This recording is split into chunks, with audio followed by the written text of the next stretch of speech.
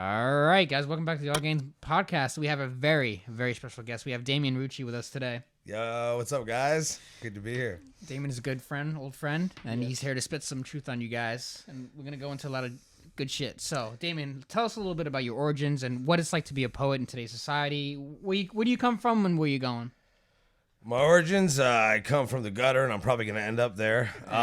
We keep talking shit on the internet. Being a poet in this current time is... I wouldn't advocate it to anyone, to be honest with you. It's not for the faint of heart, and I really didn't think it through. But it was a time full of great adventure, man. I don't know. I've been doing this shit for a long time, you know. I always wrote when I was younger, and really just goes back to my car accident. I was 21, and some chick hit me with her car, and like I just had time off of work because I couldn't walk.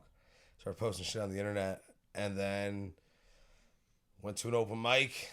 And from there, I kind of got hooked to it, and I just got really pissed off. I was just like, man, I'm a loser, and I just wanted to do it really good.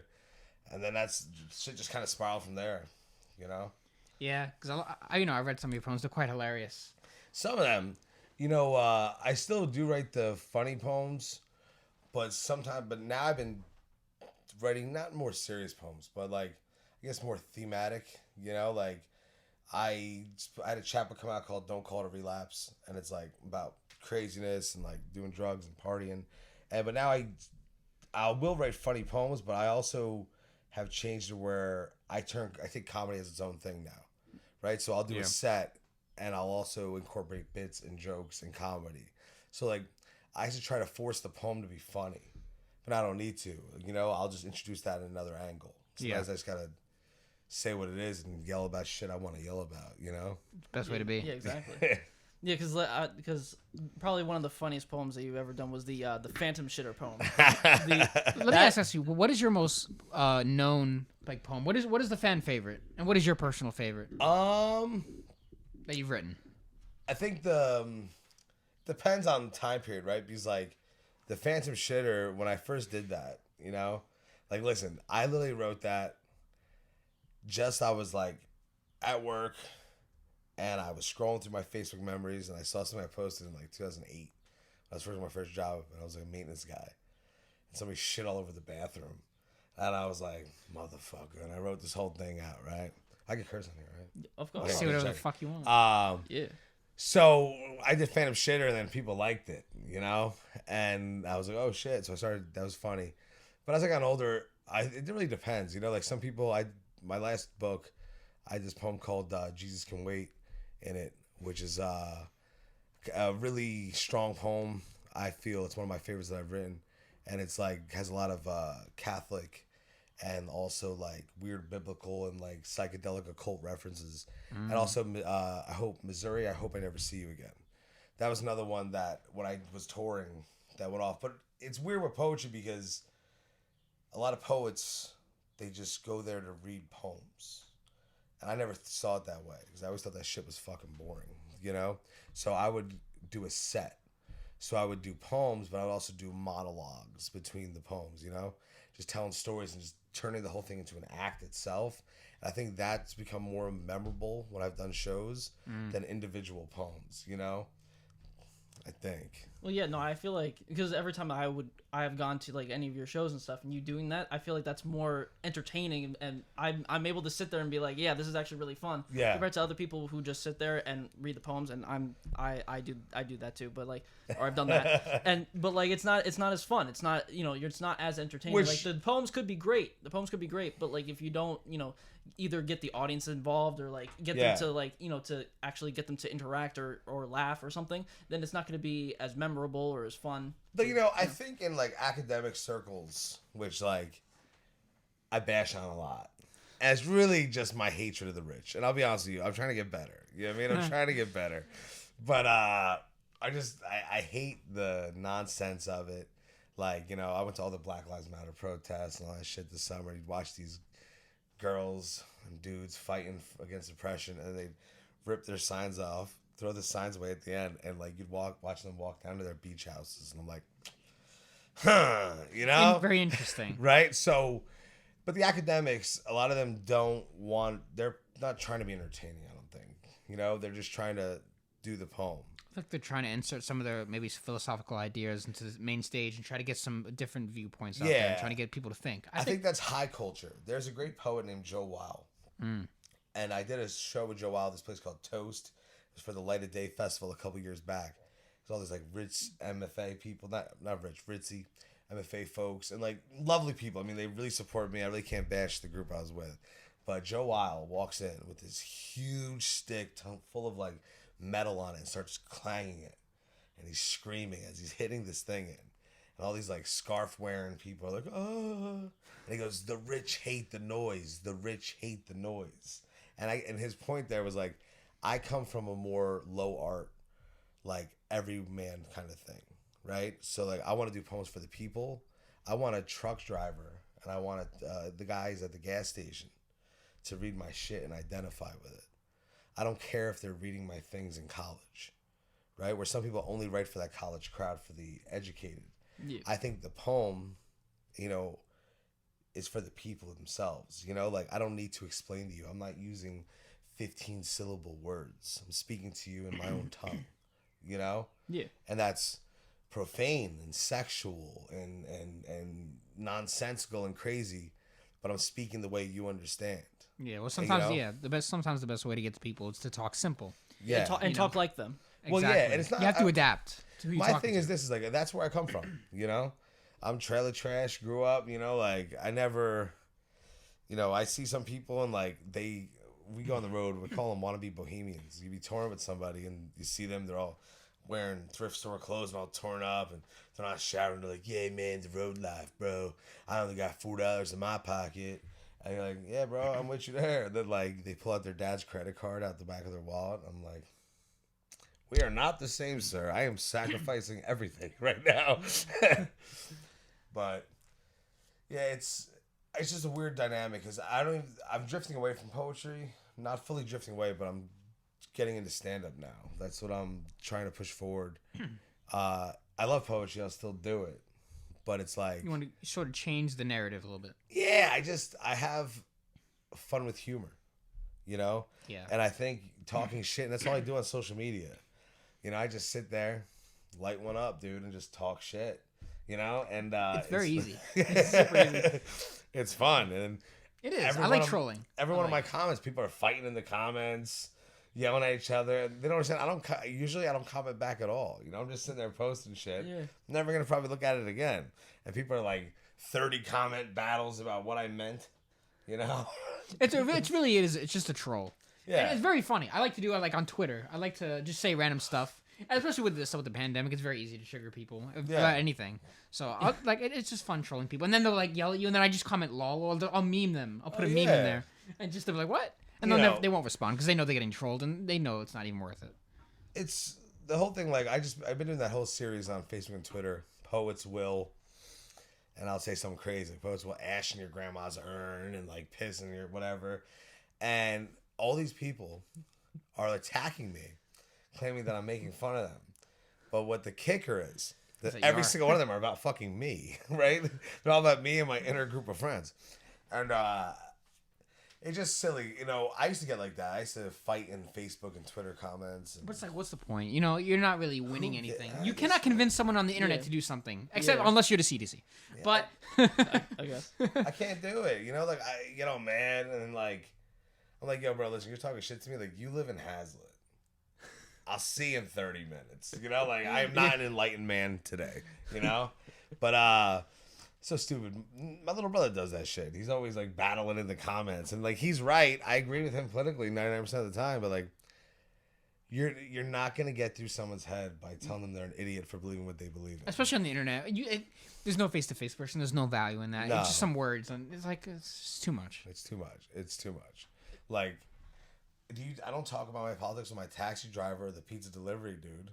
So I don't want to fucking hear what they think. You know, like I don't want to talk about like, what do you think about Biden's policies? As I'm picking up a calzone. You know what I mean? Like really, like who? Right? Like, so why do I care about somebody I went to school with in 7th grade? You know, who wouldn't go to the dance with me. Now I care that she's an anti-masker and she's protesting and they're trying to come down her Well, rights. I think people like the indignation of all this. They like the drama. They like people want something to talk about, right? Which is very easy to do today because of all the information that's being traveled at a ridiculous rate. 100%. I think also the pandemic was the first time that a lot of folks had true, like, something happened to them. A lot of people in this country live in these bubbles where... More so now than ever. Yeah, but they're like, hey, listen, like, my mom works, my dad works, I'm safe, I have a trust fund, I have money, there's no consequence, right? If I trip and fall, I get hurt, I'm taken care of. Like, if I fail out of college, I go somewhere else, right? And then all of a sudden the pandemic comes and goes, boom, everyone's susceptible to change. So people had to, like, go from being super safe where everything's so calm and there's no danger to now there's danger and it could be anyone you walk past, right? I think it fucked a lot of people up. To this day, and there's going to be a lot of long-term effects on that as well. 100%, 100%. But I think the kids are all right. Because, like, I talked to my nephew and his friends, and they're, like, 14 now. They're still doing. They're still just being kids, you know? Like, yeah. Fishing, it's only, like, 1.5 years of their life. But that's crazy. Zoom school? No you way. Know? Well, I think that's going to be some consequence to that because, you know, the children need that interaction to develop their social skills, which is something I think we have. We have a social intelligence from a lack of community. We're good at communicating. Especially you're very good with your words, and that's why you're a poet, because you're able to articulate your words in a certain way to convey them to other people, and that's how you make your entertainment value because you know how to speak to them, and you know how to make them laugh too, which is even better. Well, you make them laugh so like you can say fucked up things so they don't cry about it. That's right. You know? Sometimes laughter can replace, you know. That's the thing about laughter, right? You can sneak some real mean truth in. Exactly. They're laughing, and then they stop laughing. Oh, he was kind of... That makes... Oh, well, hopefully they laugh long enough that you're away from them by the time they come to that conclusion. Yeah, you got to sneak away. I do a by terrible the time, trick at work. So the mask has given us profound powers. It's also given us... They don't see your lips move. Which means that you can fuck with people all day long by throwing off your voice. And we do that shit all the time. Or we talk to customers in different languages. There's made up languages, right? And they don't see the lips move. So you'd be like, babidi babu, and just saying dumbass shit. And like, that's having fun with it, but a lot of people can't even, that's fun. But the problem is a lot of people can't hear, man. Like, I didn't realize that, like, fucked up my hearing is until I started wearing a mask. Like, dude, like, I read lips a lot. Yeah. You know? I do all I was the the same too. way. Sometimes I can't hear what people are saying. I'm just like, well, say that again, and then people get plus, mad. if you have a mustache, man, the mask sits on your mustache, and then, like, I don't know, like, has, like, a muffling effect. Yeah, it does. Someone say shave the mustache, and to them I say, fuck you, I ain't shaving my mustache. Exactly. You know? Hell no. I've worked at this, man. But, everything's weird now, man. I don't know what the consequences are going to be. I really don't. I have a couple ideas, but we don't know. There's no facts yet on that. Well, if World War III starts soon, I guess we don't have to worry about Any it. day now. Any day now. I always tell people just enjoy the decline because you can't just change the world immediately, but you can change yourself. You can make yourself a little bit better. But the memes for the apocalypse are going to be the best. Oh, absolutely. You know? The survivors, of course, will make the best memes. Just memeing to the end, you know? Like... Yeah, forever. It's the only choice we have left, man. Yeah. Laugh it away. But you recently went to, like, Missouri and stuff. Tell us about how that's a little bit different from Jersey and your experience with that. Or what happened there? Okay, so right after that car accident period where I was posting online, I had a couple of poems published by this place called Lehigh Valley Vanguard. It was a little magazine out in PA. Yeah. And they did an interview series, and I was interviewed. And this poet, who's become a very dear friend of mine, John Dorsey, saw the interview. And at the time, I was disabled, and he's a disabled writer. And he was like, oh, man, like I identified with that. Because they were telling me I wasn't going to be able to walk, right? I didn't do physical therapy. I fucking, they're like, hey, you're beat, you got to finance it. So I just, like, sniffed Adderall and learned how to walk again, you know? That's really, like, how I came out of it. But he invited me to this poetry festival. So we flew out to Missouri, to Kansas City. I did a show, and I met the director of this residency. So he invited me out. I went out there for three months the first time, alone, right? And the second time I came out with Rebecca, I got they give you a free house. You get a free house for a year. Yeah.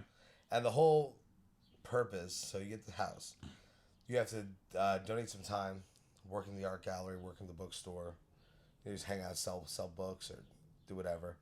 And then the rest of your time you're supposed to spend writing.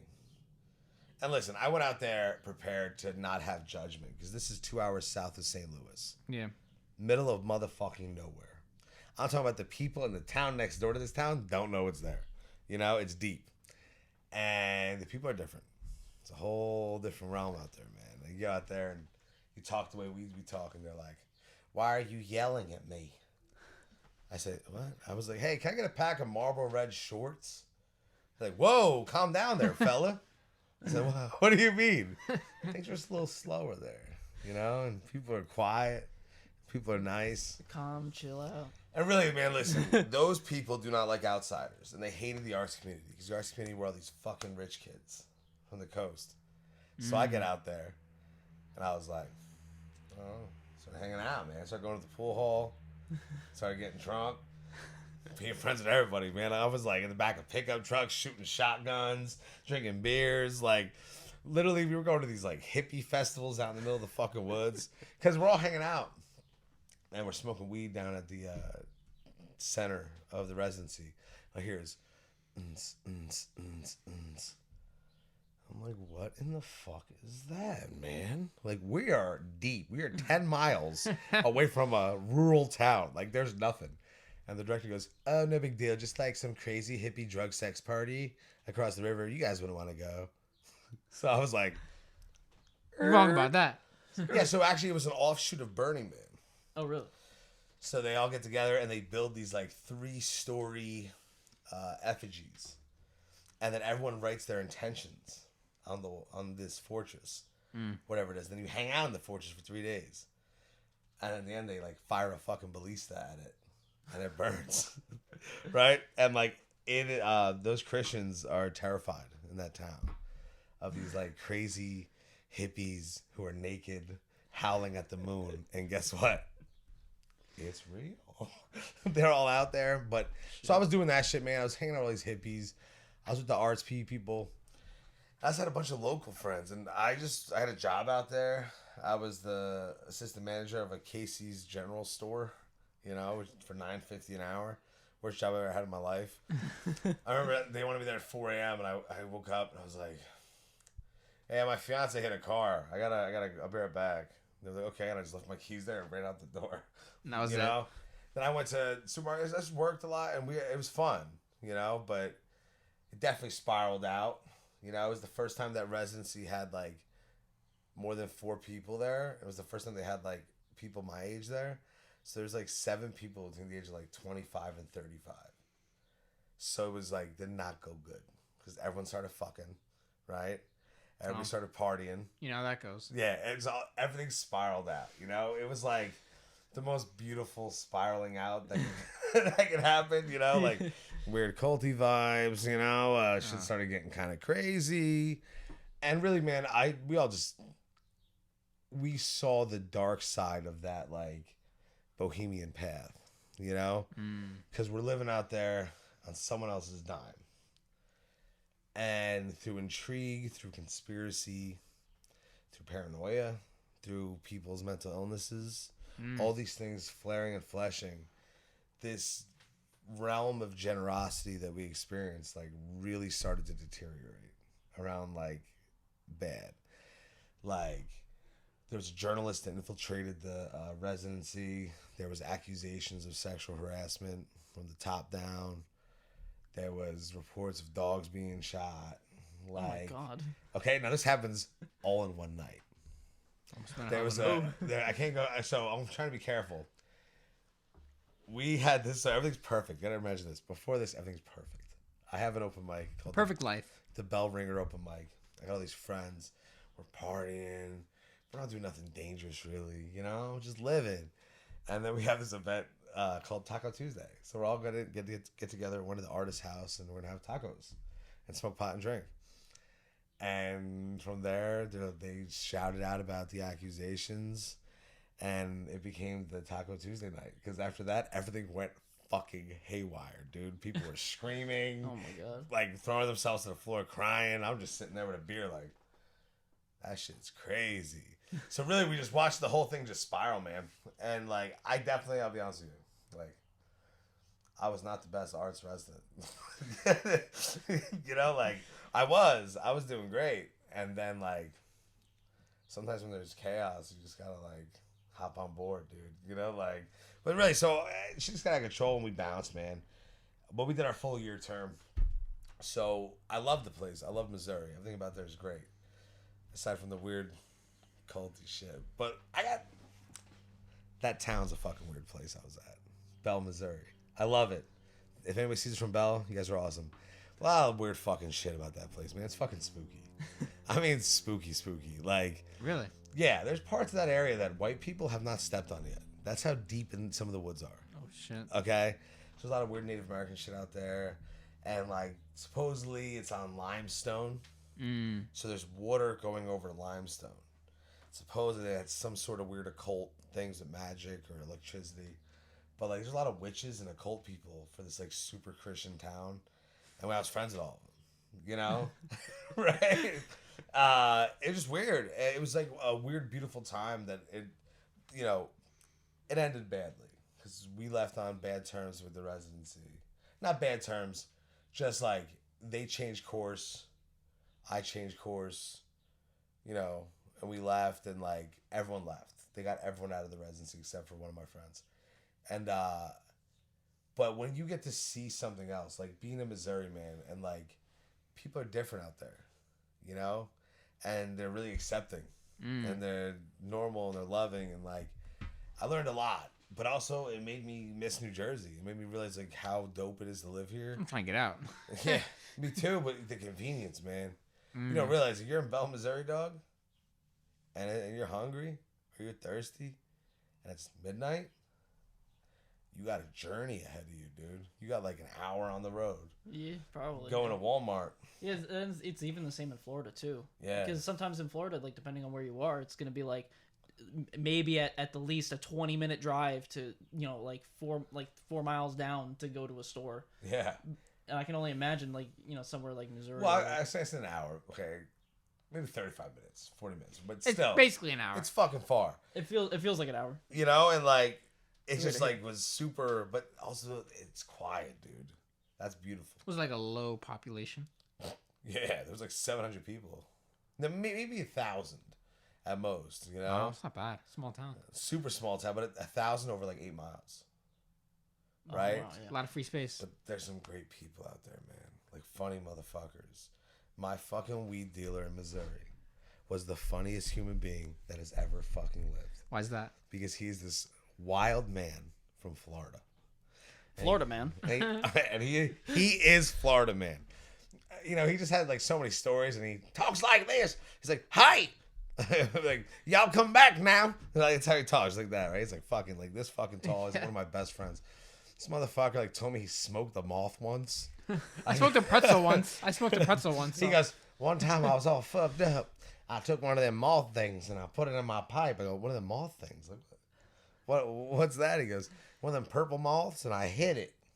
I tripped for 2 months. I was like, I think you were poisoned, my friend. He told me this story, dude, and it's probably, you know, when you hear a story and it's so preposterous that you know it's real. So I gotta preface this. I met this motherfucker the day of his wife's funeral. Oh. Okay? Sorry He to was hear the that. only Wow. helper at that residency. The only employee. And I'm walking. He goes, "Hey, you one of them artsy boys?" And I said, "Yeah." He goes, "Well, my wife done dead. You trying to come to the funeral tonight? It's going to be a rager." And I said, like, yeah. You know? All right, let's go. When somebody invites you to their wife's funeral, you can't say no, right? Yeah. So we're at this super fucking white trash Midwest It's like one funeral. of those, like the funeral from You know, Wedding Crashers.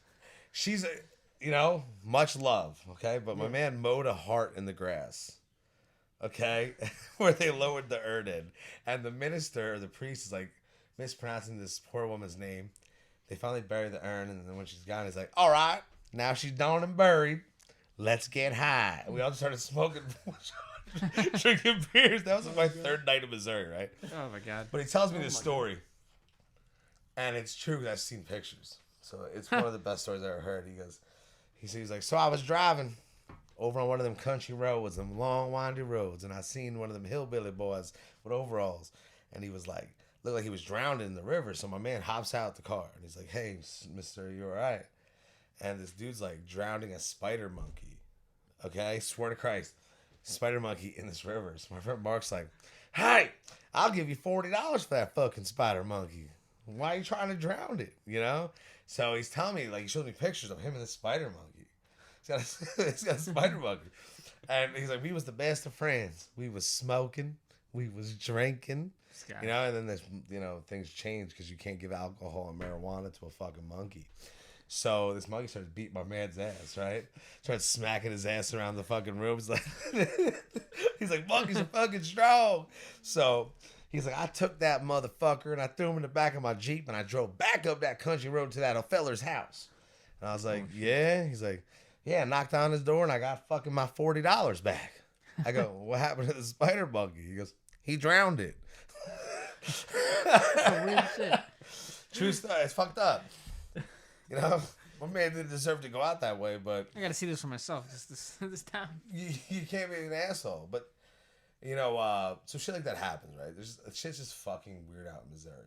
It's just different. Like I went to court with this kid. The court was in a middle school, and my friend wore a tank top and fucking flip flops.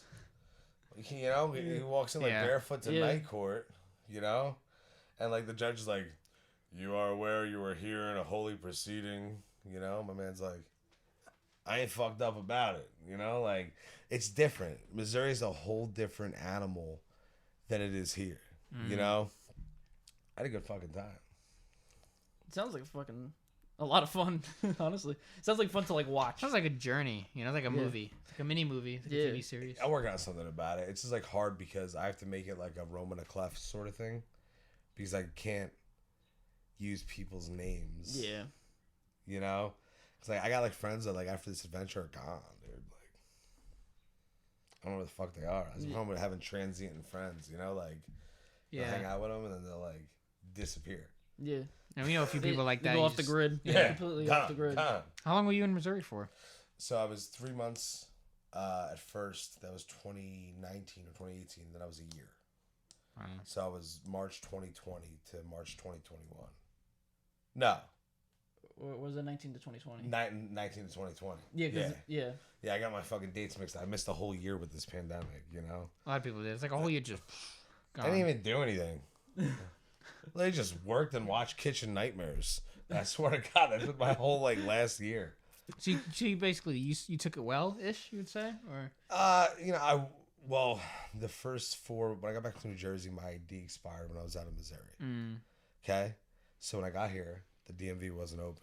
Yeah, I remember that. So the ShopRite tells me that they can't verify my citizenship. why does this remind me of like Scott Lang in like Avengers Endgame when he comes I'm like, back? what the fuck? So I didn't have a job for 4 months, and ShopRite can't hire me back, and so unemployment fucked me over. I got no money, so I went 4 months with nothing. I couldn't get hired nowhere else. I didn't have an ID. So finally, I was out there for 14 hours, and I finally got my ID. Yeah. But like that's when it was rough. But once I was working, dude, like I got COVID. I was fine. You know, I had a weird infection after COVID. Did you lose your taste and smell? Totally. How long was it gone? Mine was gone for about a week. Okay, that okay. But I'll be honest with you, I kind of was like, I was smoking cigarettes at the time. I was like, man, there's a lot of weak people out there. Like, you lost your sense of smell. This and that. I'm like, I can't imagine. I think people are exaggerating. Then Rebecca goes, I can't taste this. And I was like, what are you talking about? And I grabbed it. It was like a cherry ice pop. And I go, I can't taste that. So we literally went around my house just tasting different things. It sounds like something I would do. It was nothing. But there was weird remnants, okay? So certain tastes and smells I could taste the very beginning of. And then it would just go away. Yeah. So like you taste like if it's taste of a Coke. But then you gotta realize, am I tasting this or am I feeling this? Is it like the carbonation that's hitting my tongue? Right? But it was definitely weird, man. And I had a really bad infection afterwards. So COVID was fine. I had 2 weeks off. I did shit. Hung out. Did you feel like really weak, or it was just kind of moderate? Just tired. That's all it was. I just felt a little tired. And I had headaches. But I had this crazy tooth infection. So I got like a broken tooth. Whatever. But for some reason, COVID killed my immune system. Yeah. So this infection came with like a hard dick and a vengeance. And just fucked me up, dude. I ended up in the hospital. I had like this huge swollen like knot inside of my face. And like, it's because my immune system was just gone. Yeah. You know? But besides that, dude, I was fine. You know, I got my first shot. You get the second one yet, or? Nah. Right. Got some of that Bill Gates cum, you know, like. Yeah. But do you guys getting the shots? I have to get the shot because I have to take another semester of college, so and I one of my classes has to be in person, so there's like you must take this. So I was like, okay, I guess I will. I might maybe in the future. I don't have any plans to take it. I mean, Yeah. I'm just sort of going with the flow, see what happens. I'm also a little bit lazy. Have you had COVID? You know what? I've never really taken it too seriously. Like me personally. Like I don't judge anyone for how they live their life. I just did my thing. Because you work with the public the whole time, right? Yeah, and I barely ever wear a mask. I mean, just me, you know. My company's And he also worked outside, so I mean, like, it's not like you're outside. Yeah, like that's exactly what I'm saying. So I never really. The only thing that changed for me was that my gym got closed down. I had to work out at a park. I had to run every morning. We actually ran every single day once when COVID hit and like all the gyms closed for an entire from what was it, April? Yeah. April till about September. We literally ran every single day or like did a workout at like a park. Technically, our life technically never changed. Besides the fact we had no gym, we saw our friends. We still went out. We never socially distanced. I never got depressed in my room and jerked off to porn all day. Never had that happen to me. Never isolated. It's a good experience to go through sometimes, though. You know, you really learn yourself. Yeah, you know? I think a lot of people discovered it early onset carpal tunnel. You know, you're like, why is your hand so fucked up? Be like, I'm trying to be a writer or something. You know. Yeah. I mean, it was a good time to reflect. I would say we went through semi-rough periods when I wasn't working. That's when it was rough. Yeah. Yeah. Really rough. Okay, because like we had no internet. Cell phone service was going out. I was like on the phone with Frank Pallone's office, the congressman. Oh like, yeah. Yo, dude. Like, hey. Working class guy, no money at all, about to get into crime. You know, I never got a stimulus check either. I never got anything. Really? Ever. Yeah, he never and every time I would try to go check out, I said not. not eligible. It would say like I'm pretty sure I'm not even dependent. So I was even in college. Never got no money from the government ever. You sure you're not a terrorist? I'm so far. I haven't done anything yet. Like I never got my first one. He never got any of them. But then, after. What was that next one? Like the 600 one or whatever? Yeah. Then I started getting them. But I never had gotten that first one. I got all mine. I never got anything. I had to work my ass off the whole pandemic. And you know, working overtime, crazy amount. I had to take people's shifts just to pay stuff. Yeah. Never got no money. I'm self-made. Yeah. Like, I've got nothing from nobody. Yeah. So. My thing is, like, I got the stimulus, and I didn't even know, man, because I was so fucking shot out leaving Missouri, dude. It was like a bad Dare commercial. And I was fucking leaving, and, like, on our way out, I get a ding. $1,200, and like we wept, we cried because we had no idea how we were gonna get home. Because like we thought we had a lot more money. I had to pay off all these bills, all this shit, and then all of a sudden I had to fix the car, and now we got to drive 16 fucking hours home. So when I got that fucking stimulus, I was like, okay, now I can get us 2 hotel rooms. You know, we could stop in Indiana, we could stop somewhere else. So it's not like, but. So the stimulus were good. They helped, but I don't know what's going on, man. Yeah, the inflation's coming, so. Well, if we live to see. If we live to see it, yeah. Listen, man, I'm really into history.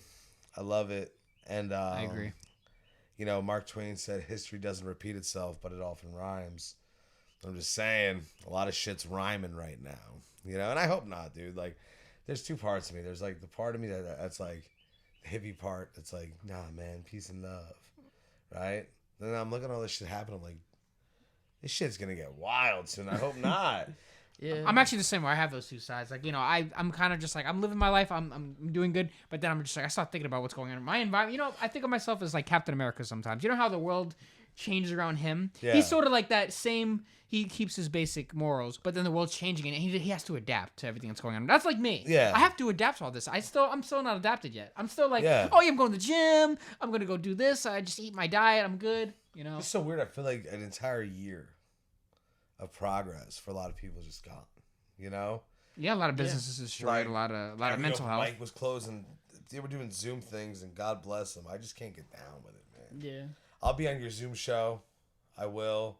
Right? However, it's weird because you do shows, you do poems, you do songs, you do jokes, and there's no reaction. Right? So you're like, yeah, yeah. And like, you're just talking to your fucking phone. It's just not the same. I think like when you do shows, like the audience has to be there. Yeah. Yeah. So the NJ poetry and art scenes took a fucking beating, man. a lot of small businesses have taken a beating.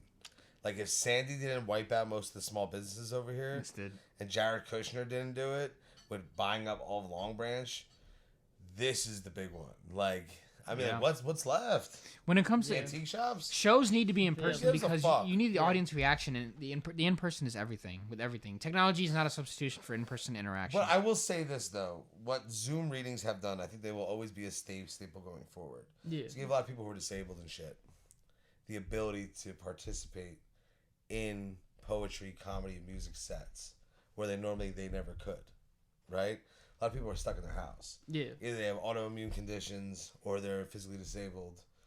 And a lot of people were able to like tune into shows, man. You know? So I always think there's always going to be a Zoom live stream or something for a lot of shows. I know my show's going forward, I want to have that.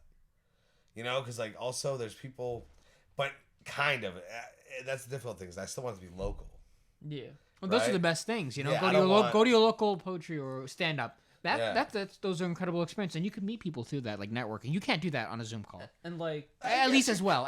You could, but it's a lot more. It's a lot different. I just can't do it. I think I'm dirty from it. I'm dirty from doing the shows and the adventure and the fun and you know, like a lot of people do shows. They do shows, a poetry show. They get up there and right after they said they go home or they leave right after the show and. That's never the way I did it. I'd show up early and I'd hang out afterwards because, like, that's when the party starts. Yeah. You're with a couple people and all of a sudden, like, yeah, dude, you want to go to New York City and hit an open mic? I'm like, when? Tonight? I'm like, I got $7. Like, well, I got 15. I'm like, all right. We're going to Manhattan, dude. I like that spontaneity. I like that. That's something that I truly love, and it took time because I used to be a more nervous person about that kind of thing. Actually, let's go into that. Talk about stage fright.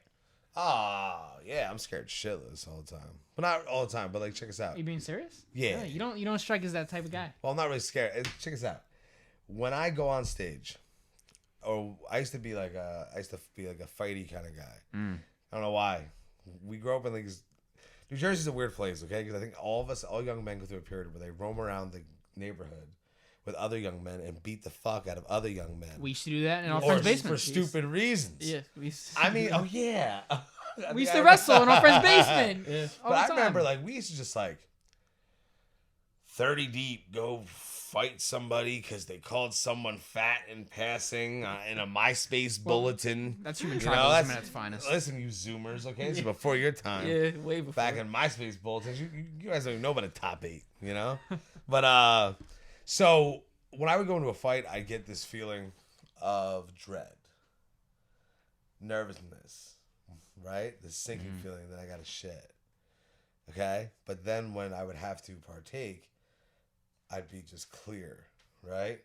Same with poetry and music and other things. Like, if I'm off stage and then I come on, before I come on, like as I'm coming up, I have this fucking sinking feeling still. Really? Every single time. Right? And then I go up there, and when I'm up there, it's on. Right? But that took time, man. I've bombed more than most people have. Tell us about an experience that you bombed. Oh, I'll tell you a really good one. This is a shout out to my man Dan Wright. I love you, because he felt really bad about this, but it wasn't his fault at all. We're doing a show, so we do these 2 shows in St. Louis, okay? And the first show is a smaller show. There's a mix-up in booking, but like, 15 people show up. It was, a little fun time. 2 days later, so we left, did a show somewhere else. We came back and did another show at the same place. And there was like 50 people there. But they weren't our crowd. They were the university crowd. Okay? And I'm hosting. Because I got fucked hosting. Because the host didn't show up. So I'm on my own tour hosting. And I'm closing. So I'm just doing my best. Whatever. And my man John Dorsey, who I brought up earlier, who's one of my favorite poets, okay? He's a great guy, a great poet. But like this night, he's up there and he's doing this super anti-racist poem. Okay? And one of the lines is, she got gang raped by a group of neo-Nazis. Okay? But in the broader context, it was showing like this really true event that he witnessed. And, it's a lovely poem. For some reason, they did not take it as a lovely poem.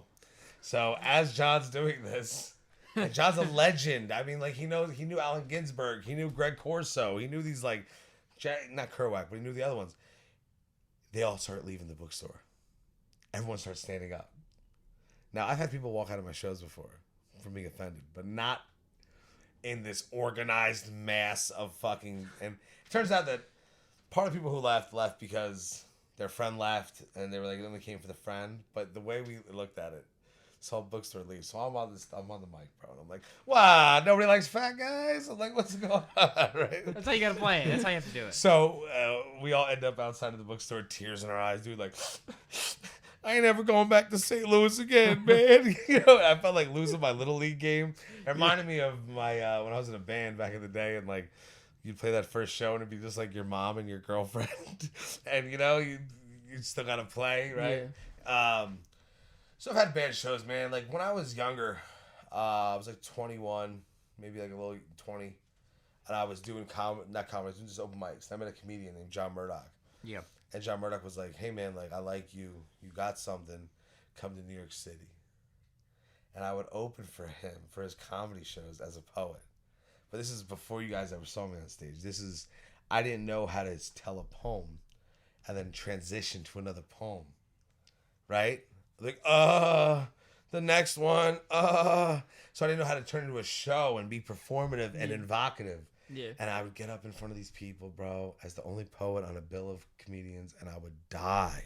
I would eat a bag of dicks. I would like swing for the fences, and I would miss. And no one would make any noise except for my buddy John Murdoch. I'd be like, woo, right, clapping. Yeah. I get off stage, and he'd try to pay me.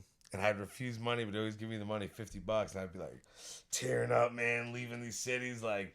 And then finally, years later, when I put out Former Lives of Saints and I had the NJ release, I paid John Murdoch $50 to host my show. You know what I mean? Yeah. I felt like that was kind of a coming of age kind of thing. Yeah. But yeah, so I bombed a lot, man. That's why when I do stand-up comedy, I'm prepared just to lose a lot. But like, I've bombed, but I've also seen people just die, but on purpose. The guy who I wrote the book with, Former Lives, Esno. He's got my name tattooed on his ass. Okay. Good man. Good man.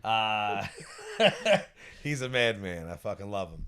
He's this Long Island crazy guy. He's in Columbus now. But he would do crazy shit, man. My man was like humping a mannequin at a show, and he was on a balcony.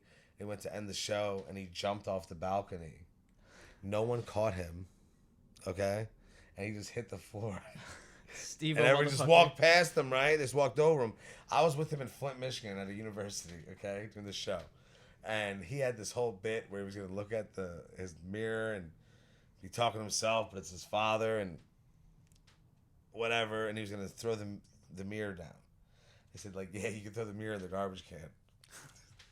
So he's doing this set. He's like, you know, screaming at himself, you're a retard, you know, like, and takes the mirror and throws it down and it hits the side of the garbage can and just sprays fucking glass everywhere. People are fucking screaming. You know, it's a whole emergency. Yeah. So my buddy's told, he's like, yeah, we're fucking leaving. Everybody go. So I've seen terrible things happen, you know? Like, but it's good for you, you know? You can't swing home runs every chance you get. Because if you do, you'll never know what it feels like to flub a swing, you know? Yeah. I mentioned it because like a lot of people like they'll see because we've been to your shows. Yeah. And they'll see you come on the stage and they'll see you do a great job and they'll see you really like hammering it out there and you've been experienced to this point. Very energetic. You're on there. You're making people laugh. Everybody loves it. But what they don't see is behind the scenes. What they don't see is the stage fright. What they don't see is like the anxiety coming up there. And it prevents a lot of people from doing stuff like that because they think that I can't do it like he can. But what they don't know is that you've actually struggled a lot before that and they don't know the struggle that you've had to do. All the stage fright, the anxiety going up there. So I think if they could relate to that a little bit more, a lot of the people who think they can never be heard would absorb some of that confidence, and then they would realize that they were able to be heard. Well, a lot of things, right? Like, so I have a fucking stutter, right? And that was something that, which always why, okay, I fucking hate all politicians. You know what I mean? I'm down with a global revolution, just not the communist one. You feel me? Like, but Joe Biden, they make fun of this motherfucker, and he's not retarded. He has a stutter, so he stops speaking all the time, right? And I feel that. So I feel that too. I had my stutter was a lot worse when I was younger, and I still have a stutter. But it's you know, I thought that was gonna prevent me on stage, right? I flubbed shit before, but what they don't fucking tell you is that with poetry, at least, no one's fucking heard your poems before. Yeah. So if you flub a line, you don't have to apologize to the audience. They don't fucking know you messed it up. Just keep rocking with it. Yeah. I've changed entire lines of poems. I fucked up on stage one time, and that's all people remembered of it. So I was like, that's what it is now, I guess, right? That's like when when people are filming movies and stuff, they just wing it. Yeah. Some lines, and sometimes it works out actually to your benefit, and sometimes you nail it right in the head. It's perfect. Man, that's been the thing I came over, like the stutter thing, and like it held me back in the beginning. And I was nervous. I was terrified to get on stage. But then I went through this period of time. I guess because I lost everything. I was feeling really down. My last relationship ended. It was like a 3-year relationship, and I was like, fuck everyone, I was like, this is where it is. So I was so full of anger, right? I was pissed off, and I was like, watch this. People are going to know my motherfucking name because I come from nothing. I got shit, you know what I mean? But I'm going to do my best. And I did. I came out there and I swung, and like, I don't have my name on a Hollywood fucking sign, right? Not yet, buddy, not yet. But I fucking did a lot of shit in New Jersey, and I fucking had a lot of people come out, and kids I used to get beat up by growing up started showing up to my poetry readings and shit, Dudes who hate poetry were showing up to the poetry readings. And it was a cultural moment, man. Like Poetry in the Port grew fucking big. And the first show, I think you were there. I was there. Was like 4 people. Yep. 4 or 5 people, dude, literally. Yep. And the last show was like 200. 200 people, yeah. 200 people coming down the sidewalks. Yeah. It was fucking... I think you were there too. Yeah, I mean, imagine going from 15 people to 200. Now, that's insane. It may not sound a lot compared to a football stadium, but think about 200 people in a room. Dude, it was a weird time because I very quickly... I went from fighting. I used to fight to get 20 people there. Hey, bro, you coming out tonight? Like hitting people's DMs like, hey, bro... You should come out to my show tonight. And then eventually I was like, oh, fuck. Now you got like so many people. I can't fit these people in here. I feel that.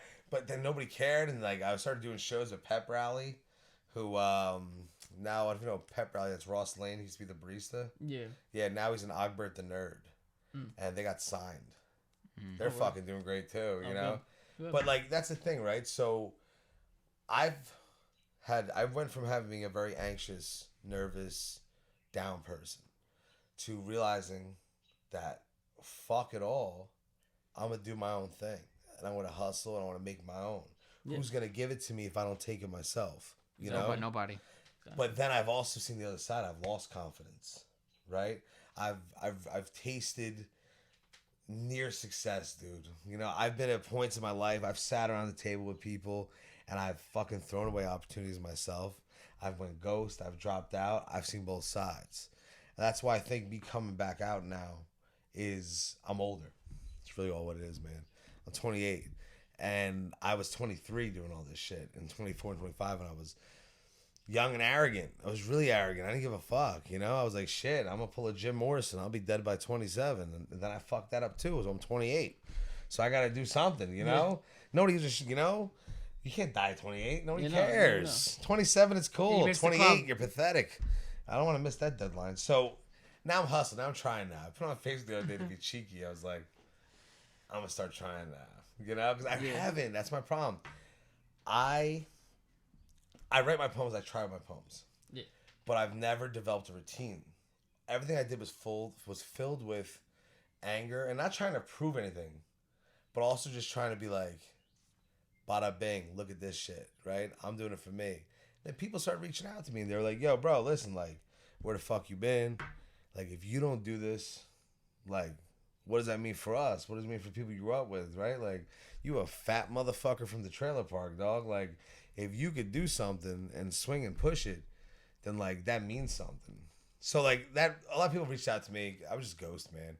Because I felt the highest feelings, like, and a lot of it's mental illness and shit like that, things I didn't know existed, Yeah. I grew up in a household, and it just wasn't a thing, Suck it the fuck up, go to work, Yeah. Met my fiance, and I was like, holy shit, what does manic mean, Anxiety. I was like, wait, I get this feeling in my chest, and then I freak out and I punch people. I was like, oh, that's anxiety, So really, a lot of it's just growing up, and like now, at 28, I've dropped opportunities off, and now I'm like, cool, right? Like, I knew when I went ghost and I dropped the ball because I was sick, I was just shot out, so wasn't present, right? There was a freedom in doing that though, right? Because it wasn't like the world was like, or like my things were like, oh, you sucked, you failed. It was like, now I dropped everything. Now I get to pick it back up, you know? And I've been hustled and I've been fired up for it now. Because the pandemic really showed me that like shit could change again quick, and I didn't have the infrastructure. I let shit lapse. Yeah. There's people who don't work at all. They don't hustle. They don't have drive, but they had websites up when the pandemic hit. Yeah, I think online is where. Yeah, I didn't. I let my website lapse. Right? Everything I did was in person for a while because it was so convenient. I can go to a bookstore or a venue. I would get a check. I'd sell books. Then I go to the next spot. So I was like, fucking A, man. But I should have had a fucking website so people could buy my books. So when the pandemic hit, you know? But you live, you learn. And now I won't get caught with my pants down again. Yeah, I think that's what we all need to know. Like, yeah, I think it's best to, learn from mistakes, learn from failure. Failure is like the greatest teacher.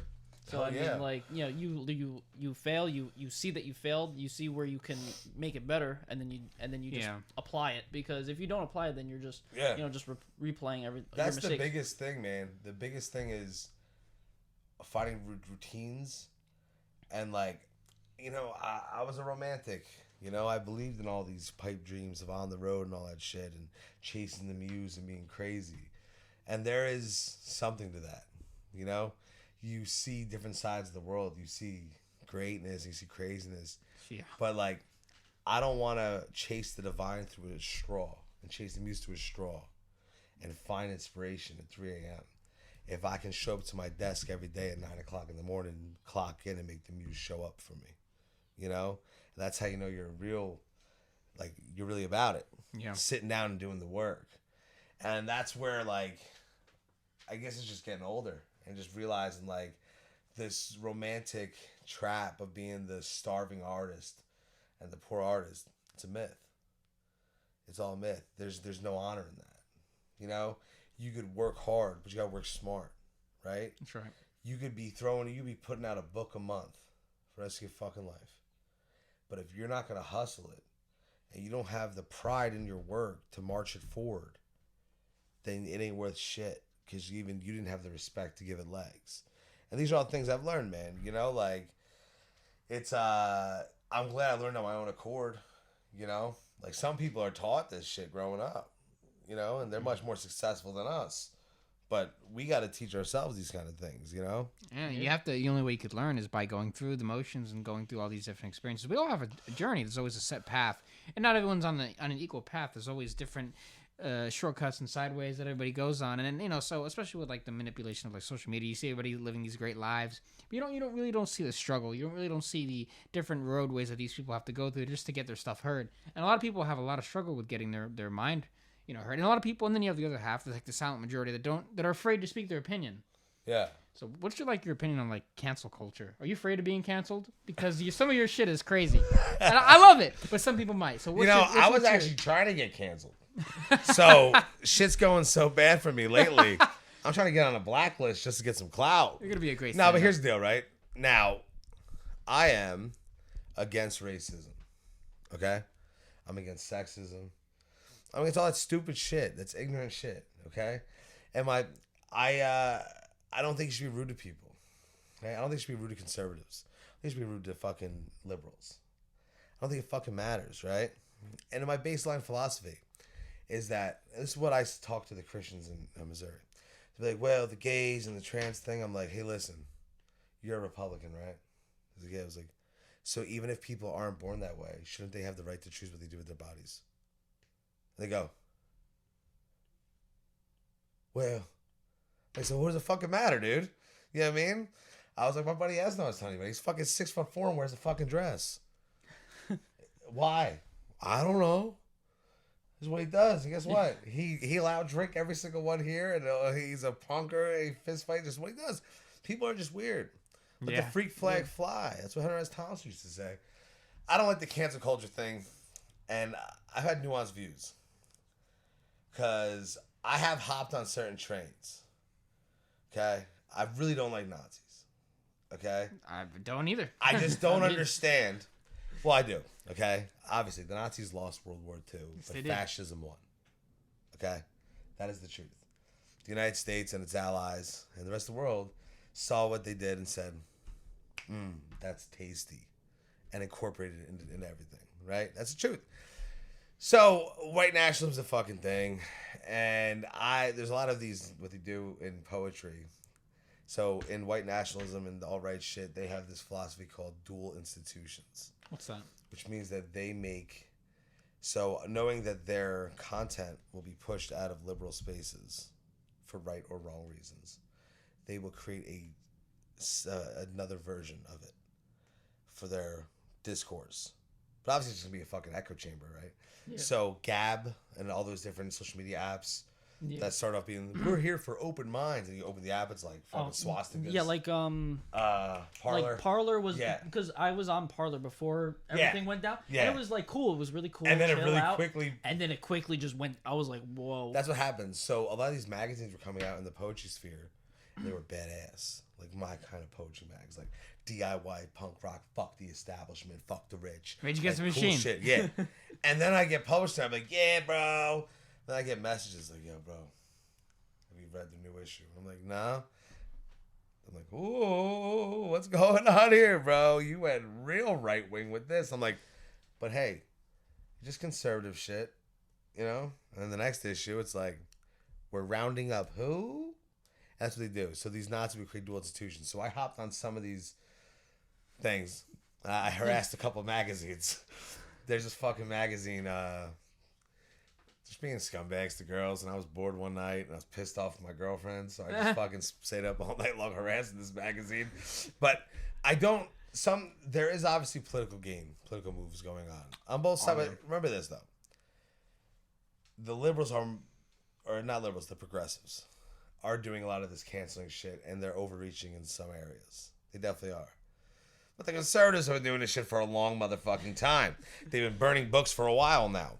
But now it's all fucking crazy. Check this out. People are getting canceled for saying stupid shit. And I don't know how I feel that the president has a Twitter account. Okay? However, Alex Jones is banned. Yeah. Now, you know, they are turning the frickin' frogs gay, you know? And he does have the documents. Yes, he does. But I don't know how I feel about that, right? So that's like saying that a white supremacist, who I think if is a violent person should go to jail, right? I'm against white supremacy, against all that shit. I don't know how to fix that problem. But it's like saying that they can't have water or TV or radio. I don't know if that's politically accurate. I don't know. And like honestly, like I try to make sense of it. Because I've seen people get dogpiled. But I've also seen a lot of racist motherfuckers get dogpiled too, right? And honestly, like, do I think you should lose your job for being a racist? I don't know. My point is this, though. Like, you play the game. The game's going to play you. But also, I don't know if you want to get a bunch of racist people to lose their jobs. Yeah. Then they're going to sit around and come up with ideas. Well, no matter what, every action has consequences. So you need to choose your battles wisely. wisely. Well, here's the deal. Tell your boomer dads to fucking not post Nazi shit if they have their fucking job listed in their about page. Yeah. That's Darwinism. Because every company's going to have their own policies anyway. Right? That's just Darwinism, right? Like, and every stepdad, this is what I love, okay? Every stepdad in America voted for Trump, okay?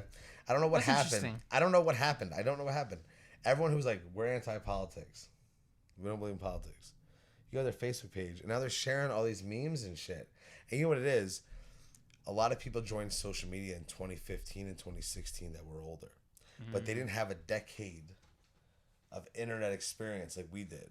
Where we saw memes and 4chan and all these elaborate hoaxes and pranks and shit. Yeah. So now my stepfather's sharing all this. It's proud to be white. You know, like, come on, dude. You know, right? And he's not a racist person. He doesn't, but he sees his friends share it.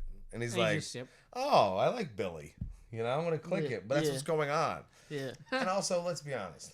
There's a lot of intelligence operations going on. Oh, I know there's some crap out there. Boy, the Israel-Gaza thing is going on right now, which is horrifying. But there's a lot of weird, like, the propaganda, even the Black Lives Matter movement, man. Like, there's all these fake pages. Yeah. I was hearing like the thing like was the Black Lives Matter movement was like being like corrupted from like the inside or something. Where like people were actually trying to do the right thing, but then there were people inside that were trying to do something completely different. The fucking cops. Speaking of Alex Jones blew the lid on this. It's agent provocateurs, which are cops that dress up as protesters and incite violence, and they're really easy to spot because they're the big fucking muscular dudes and all the skinny progressives with combat boots, you know, right? Like you're like, who's that guy with the crew cut who's 6'4" with the black boots smashing the window? You know, I'm like, yeah, Bernie Sanders. You know, like who? But remember that video when in Minneapolis, there was this guy with an umbrella lighting shit on fire. Oh wow. That was a cop. You know what I mean? Like, but it's true, man. And I was in Asbury Park during that whole movement. I heard about the aftermath of that too. So check us out. So I'm in Asbury Park. Atorius, the poet. I don't know if you remember her. Yeah, oh yes, I do. So I see Atorius, and Atorius goes, "You have to leave. They're gonna shut down Asbury Park. They're doing some duck shit." And I said, "What's going on?" So they said the curfew was 8 p.m. Right? So it's like 6 o'clock. So now they go, curfew has been moved to like 6:30.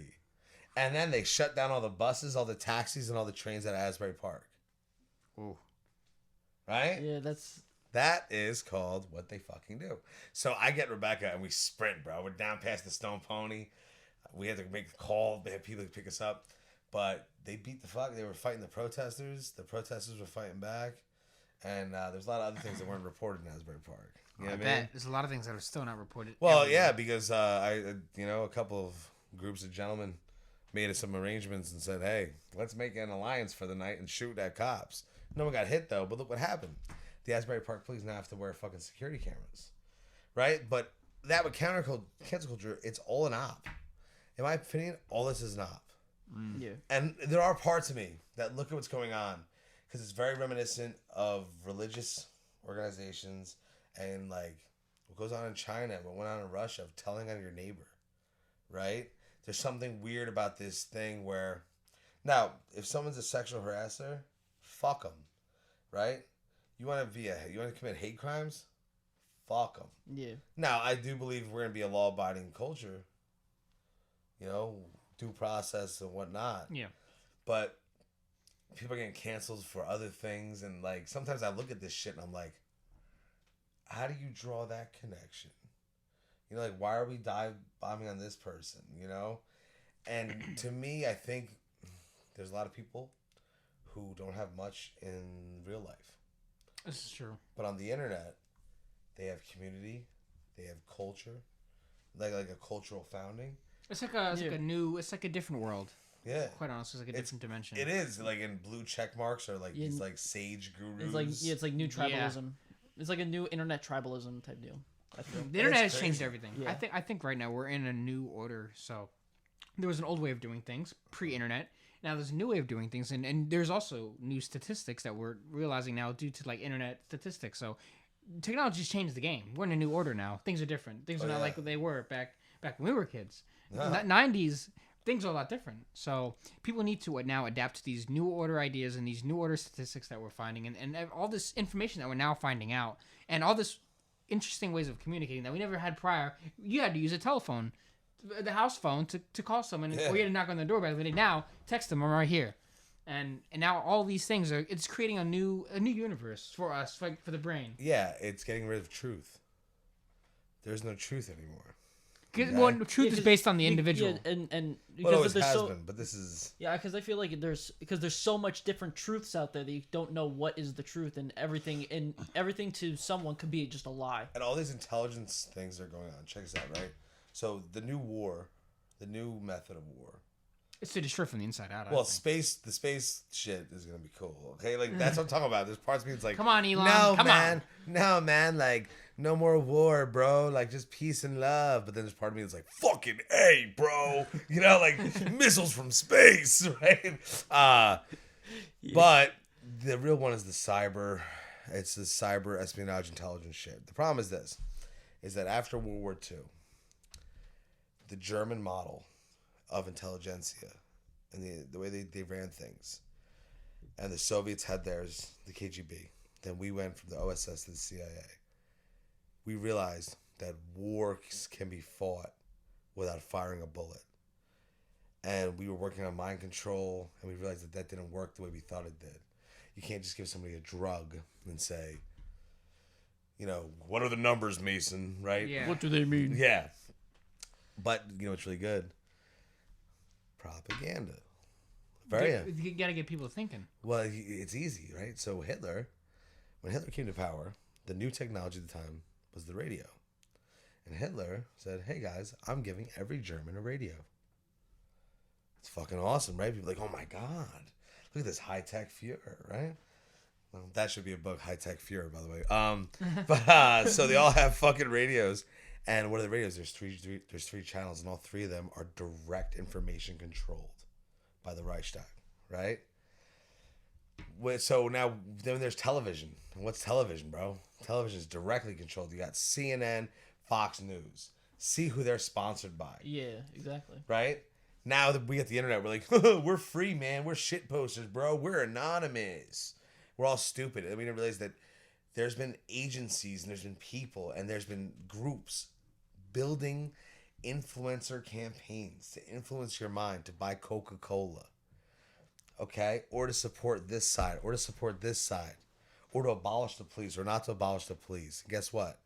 Both sides might be funded by the same fucking foreign or domestic person, and all it's done is to do confusion, right? So there's tons of shit going on, and I think this whole time's lost. I think that there's so much noise right now that what's fucking true? Deep fakes and shit? I don't know if you saw the whole South Park thing. That's just deepfakes in general. They're going insane and they're getting good. Now you won't be soon. You won't be able to People tell are the getting difference. really good. You could blackmail Like, people by that's how impression. Like it war started could with start. the George Lucas thing, where those people were making the George Lucas deepfakes. Now they could deepfake Joe Biden saying denouncing Russia, and then I saw a we're Trump getting blown up. one that was like somebody took a Trump video and it was. I've been deep. Rebecca hates it right now. I'm deep in this Israeli-Palestine thing. We're just like trying to find out objective truth, what's going on. And somebody took a Trump video and did a deep fake of him telling the Palestinian people it is now time to rise up and crush Israel. And dude, it is like good, right? Obviously, like he didn't say that. Yeah. It was probably him telling. But it's the illusion. Yeah. Doesn't even matter, man. All it takes is one person to see a video that's put out by somebody. They retweet it. It gets retweeted fast enough before people can verify it. And then all of a sudden, what happens if you have the Indian Prime Minister, somebody makes a deep fake of him saying, we're going to nuke Pakistan at dawn, right? Or we're going to invade Iran. And all it takes is one mix-up, just one misstep of one person not being able to verify something and thinking that there's imminent danger to do one thing. And then all of a sudden, catastrophe. Well, that's why I say it's like Cuban Missile Crisis on steroids. At Yeah, this point. it's like World War One. But yeah, that's why I say when I joke around and say, "Oh, technology is going to destroy us," but there's a lot of things that we need to be very careful right now. Like it sounds all funny, but when you really think about it, it could be very scary, very intimidating. The things that we can do now with the technology that we have, the things we can influence, the people we can manipulate, the things that we can say, and it all comes also from an emotional standpoint. So if we can get people to feel something, we can get them to comply. We can get them to do what we want if we can make them feel something. Because a lot of times, I think a lot of people are being conditioned right now to have their emotions over their reason. So logic is not present when emotion takes control. So if you can get that propaganda going and get the emotional spike from someone, you can get them to do very bad things, and it's going to be there could be a lot of consequences. Yeah, but look at what happened now with the whole mask thing, right? Now, obviously, they thought this pandemic was going to be far worse than it was. That's right. And it was pretty bad. Let's not joke around. I know we're all healthy in this room, but people have died, right? There were. Yeah. It happens. It's terrible, but I think that they were preparing for like a lot worse. Like what's going on in India right now. Well, the way the media put it, it makes it sound like people are just like dying in the streets and like fires everywhere. That's what they're trying to. But I think they did that initially to strike fear in the hearts of people, to stay inside, and it worked. It worked, but also it led to this weird Stockholm syndrome shit, where there's people who don't want to fucking leave their houses ever, and that's up to them, right? Yeah. Okay, if you want to stay inside all day and get Grubhub and all that shit, right? Okay. Yeah, good for you. Yeah, have fun. Right? But let's remember that's a class issue, because the poor have been out this whole time delivering the Grubhub, right? Yeah. So what I think that there's this weird middle class dichotomy thing where they're like, I will never go outside. I am not gonna put my mask on. I'm not gonna take my mask off. How dare they? They're putting people at risk. And I'm like, do you want to sacrifice an entire generation of progress? Like, I'm not saying I'm not saying kill grandma. I'm literally getting my second shot just so I can hug my grandma, and so I could punch Nazis without like killing their grandmas too, right? Yeah, it's crazy. There's someone on Twitter that I follow, and their mom was, I guess, in some retirement home, and they would not let him see her at all throughout the whole pandemic. It was really sad because I guess she passed away. It wasn't I don't think it was from COVID or something else. But the whole year, her last year of her life, he was not able to actually go and hug her. He had to talk to her through a window. It's heartbreaking. Like, when I see stuff like that, it's just like, it's, I don't know, man. And like, a lot of people, this has been ripe for conspiracy theories too. Yeah. Like, look at this shit. They fucking broke into the Capitol, man. These dumb sons of bitches broke into the Capitol and took pictures and did photo shoots in the Capitol. Now they're all going to jail, right? Like, yeah, cool, you got in there, but you're dumb for taking pictures of yourself, like. Right?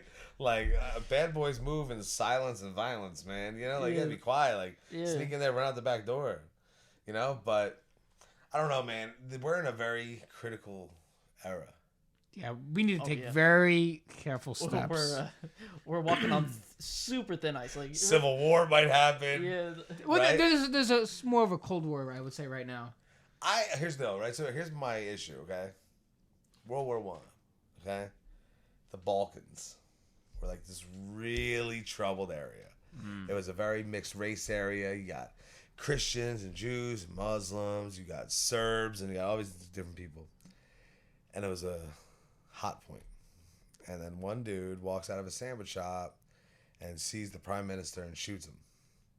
And accidents happen, all of a sudden, bada bing, right? Yep. Look at what's going on now.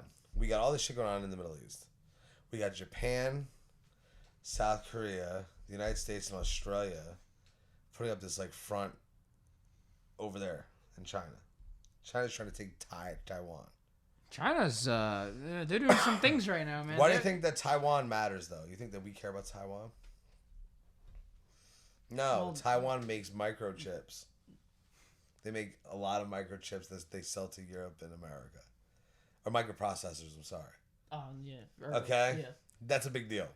So, shit could pop there, and all it takes, here's the thing. I always hope that there are smarter men and women who will navigate this situation with class and poise. But they're people too.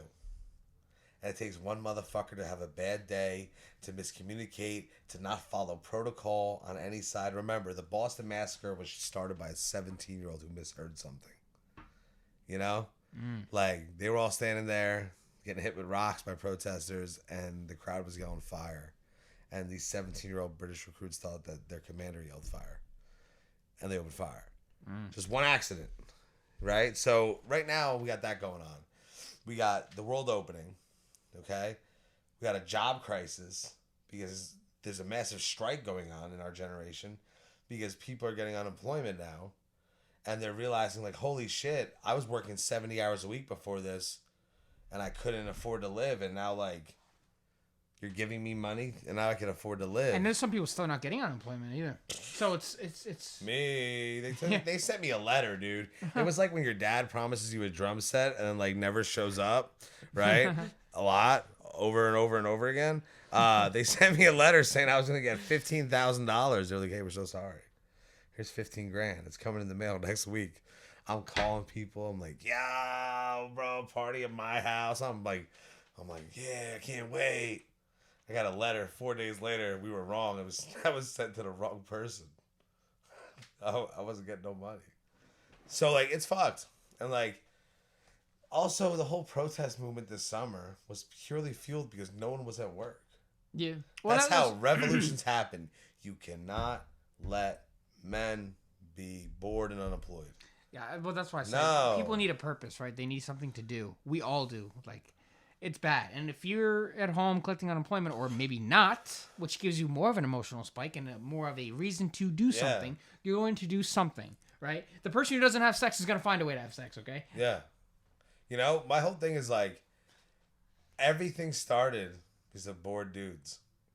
Every bit of trouble I've ever gotten into in my life that's because me and my friends were bored late at night. Hey, you want to go do this? Yeah, fuck it. Yeah, whatever. Oh.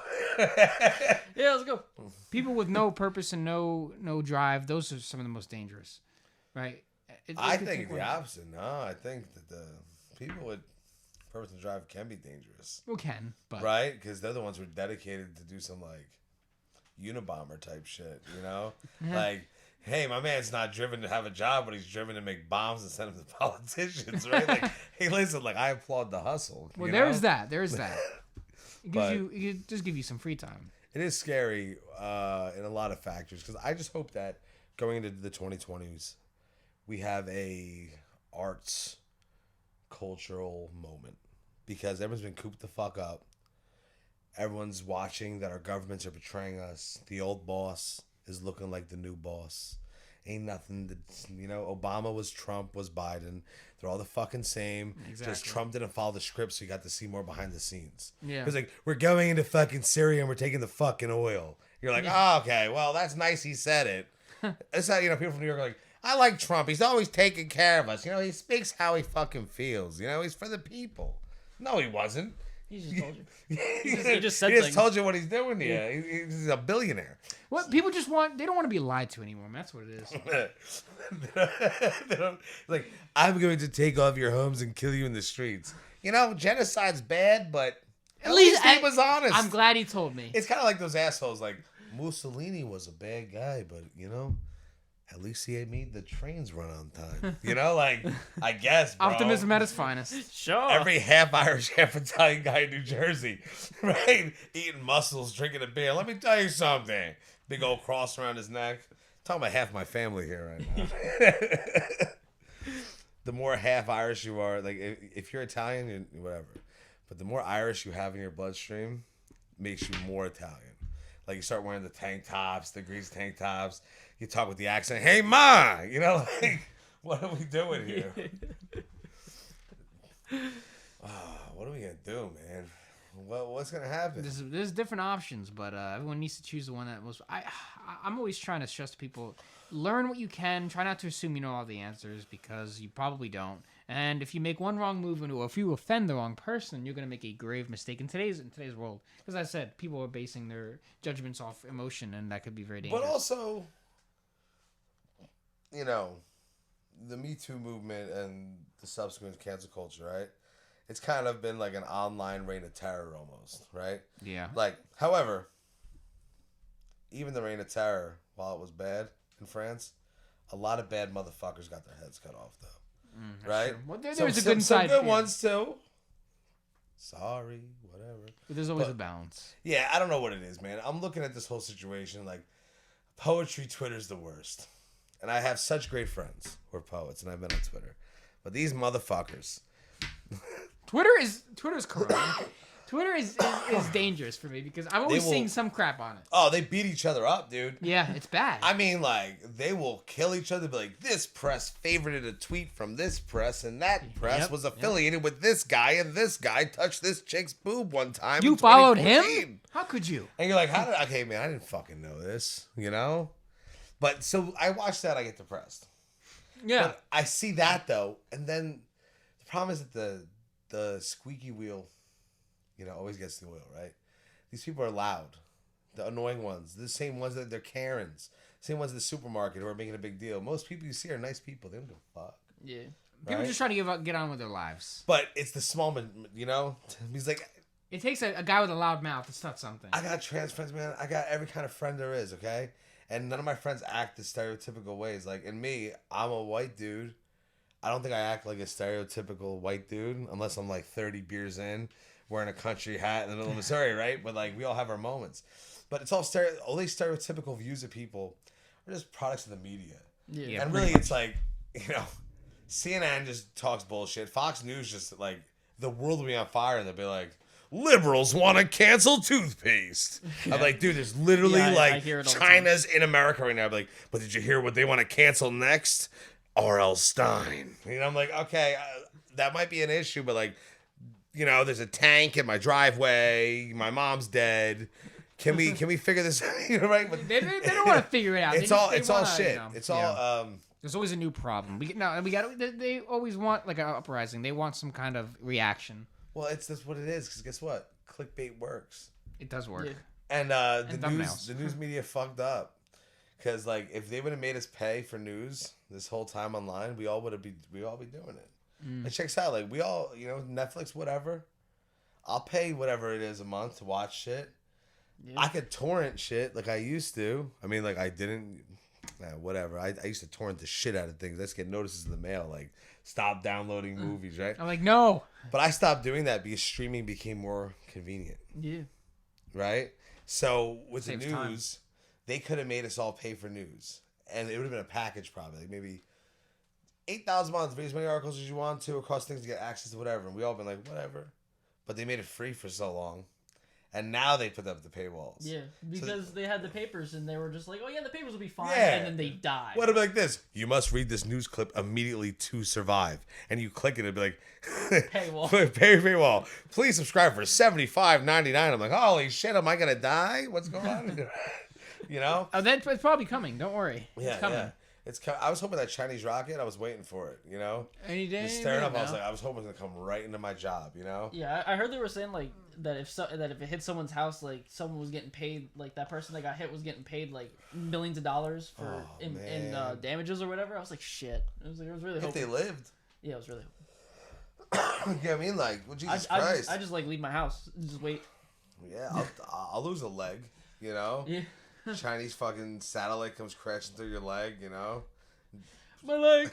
My leg! Yeah, it's a strange time, man, honestly. Like, I get pessimistic sometimes. But then I see there's also, with social media and Twitter, there's such beauty. You know, there's like some real camaraderie, real good people out there. But you're not going to see that on trending. No. You know? You're not going to see that clipped out or memed out. It's gonna be the dumb people, you know? So, like, I try to ignore it all. If you're gonna talk shit about me on social media, at this point in the game, if this was 3 years ago, 4 years ago, I'd fight with your tooth and nail. I'd probably show up at your house with a baseball bat, you know? I just troll them now, honestly. I will troll them if it's worth trolling.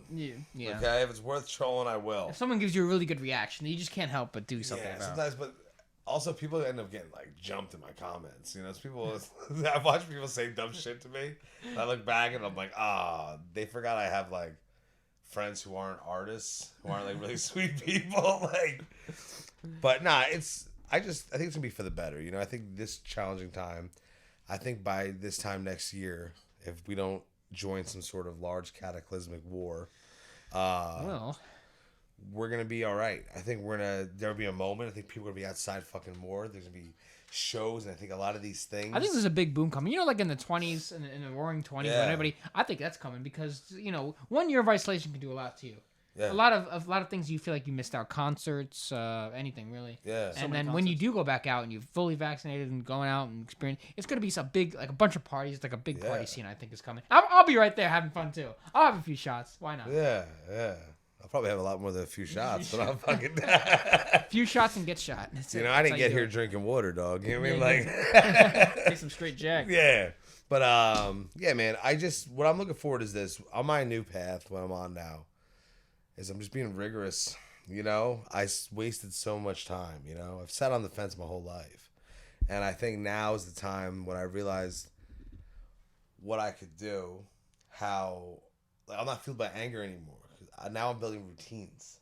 Because you're filled by anger and force and youthful testosterone and fuck you. That's cool and it works, bro. It works. And then you run out of anger. You wake up one day, you're not angry anymore. And you're like, well, I don't want to do anything now. You know, like, right? Yeah. And so I've been just trying to build a routine, man. And that's the hardest part. But I know if I do what I want to do and I set strict guidelines and I force myself to do it, I give myself no excuses, good things happen. Every time I write and I stay writing and I stay working on projects and I'm answering emails, I'm not going ghost, I'm doing the right thing, my life just goes better. Everything just seems better. Yeah. But the second I stop doing that, my life goes to shit. And I'm so dumb sometimes. I just fucking don't correlate them, and then it just keeps spiraling down. I think there's like a social aspect to that. When When you're more social, you do better, and then when you sort of maybe take too much time, keyword, on your own, that's when things get a little. I think it's also it could definitely be that. It could also be like it's so easy to miss a step. Yeah. So when you miss a step, it happens. Everybody misses steps. Now most people have discipline. When they miss a step, they just keep stepping, just keep walking. Yeah. And even if you fall, you get back up. But a lot of people it's so much easier not to do that. It's so much easier just to sit down for a while. Well, I suppose it's always about the easier path rather than what I think I should probably do versus what's more convenient for my body or my mind. It's also when you go through crazy situations. So I lived a life of chaos for a long time. And chaos is good sometimes. Chaos is fun. In moderation. Okay?